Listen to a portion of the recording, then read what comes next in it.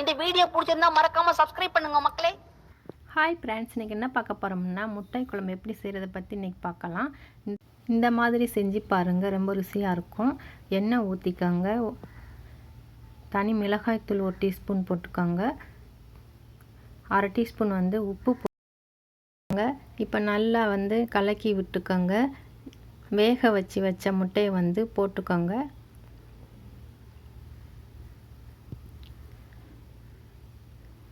கொஞ்ச நேரம் நல்லா பிரட்டி விட்டுக்கோங்க.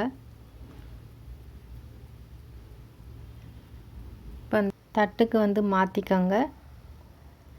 இப்போ கடாய் வச்சுக்கோங்க. 3 டீஸ்பூன் எண்ணெய் ஊற்றிக்கோங்க. 1 டீஸ்பூன் கடுகு போட்டுக்கோங்க. 2 வெங்காயம் சின்ன சின்ன பீஸாக கட் பண்ணி போட்டுக்கோங்க. இப்போ நல்லா வதக்கி விட்டுக்கோங்க.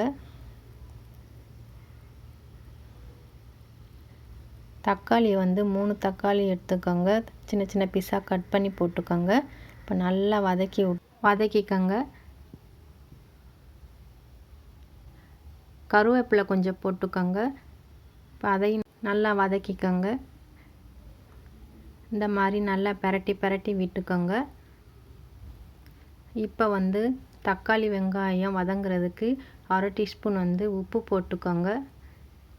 நல்லா ஒன்று போல் எல்லாத்தையுமே நல்லா கிண்டி விட்டுக்கோங்க. இப்போ மஞ்சத்தூள் 1/2 டீஸ்பூன் போட்டுக்கோங்க.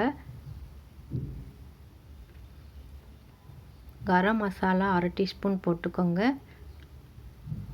குழம்பு மிளகாய் தூள் 2 டீஸ்பூன் போட்டுக்கோங்க. இப்போ பச்சை வாசனை போகிற வரைக்கும் நல்லா வதக்கி விட்டுக்கோங்க. அடுப்பை சிம்லேயே வச்சுக்கோங்க.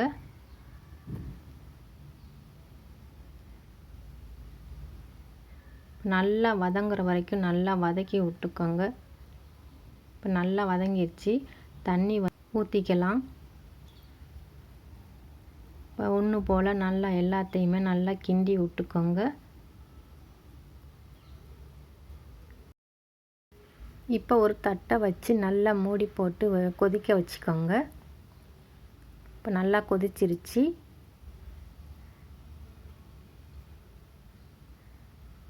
நல்லா ஒன்று போல் கிண்டி விட்டுக்கோங்க.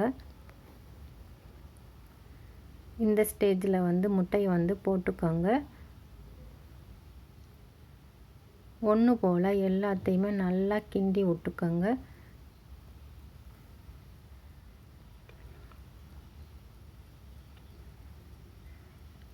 இப்போ கொத்தமல்லியை கொஞ்சம் தூவி விட்டுக்கோங்க.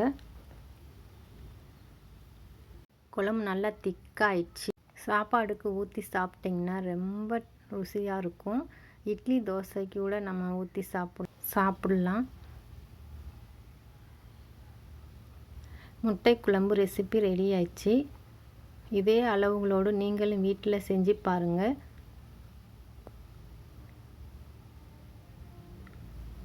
Thank you for the watching.